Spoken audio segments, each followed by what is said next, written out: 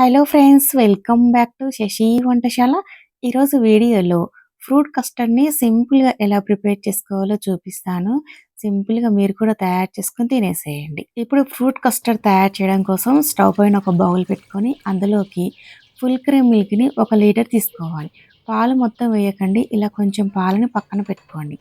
తర్వాత ఒక చిన్న బౌల్ తీసుకొని అందులోకి 2 టేబుల్ స్పూన్స్ కస్టర్డ్ పౌడర్‌ని వేసుకోండి. తర్వాత పక్కన పెట్టుకున్న పాలను కూడా వేసుకొని ఈ కస్టర్డ్ పౌడర్ ఉండలనేవి ఏమీ లేకుండా ఈ విధంగా బాగా మిక్స్ చేసుకోవాలి.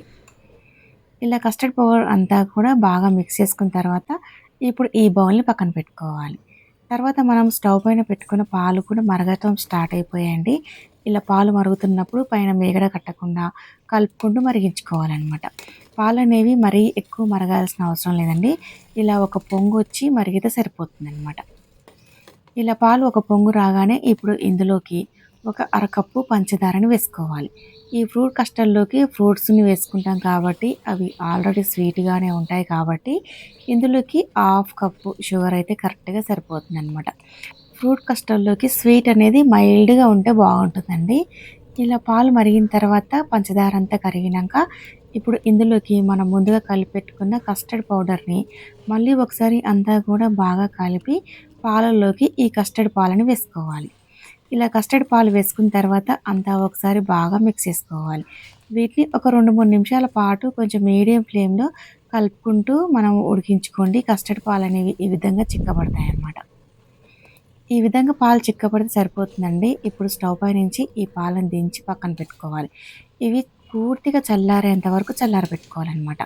ఇవి చల్లారుతున్నప్పుడు పైన మీగడ కట్టకుండా మధ్య మధ్యలో కలుపుకుంటూ చల్లారబెట్టుకొని, చల్లారిన తర్వాత మూత పెట్టి ఒక 2 గంటల సేపు ఫ్రిడ్జ్‌లో పెట్టుకోండి. ఇలా 2 గంటలు ఫ్రిడ్జ్‌లో పెట్టిన తర్వాత బయటికి తీసి చూపిస్తున్నానండి. ఫ్రిడ్జ్‌లో నుంచి బయటికి తీసిన తర్వాత ఈ కస్టర్డ్ పాలనేవి ఇంకా కొంచెం చిక్కబడతాయన్నమాట. ఇప్పుడు ఈ ఫ్రూట్ కస్టర్డ్‌లోకి మనము ఇష్టమైన ఫ్రూట్స్ అన్నిటిని వేసుకోవచ్చనమాట. ఇక్కడ నేను గ్రేప్స్, యాపిల్, దానిమ్మకాయ, బనానా వీటిని మాత్రమే తీసుకుంటున్నానండి. మనకి ఇష్టమైన ఏ ఫ్రూట్ అయినా వేసుకోవచ్చనమాట.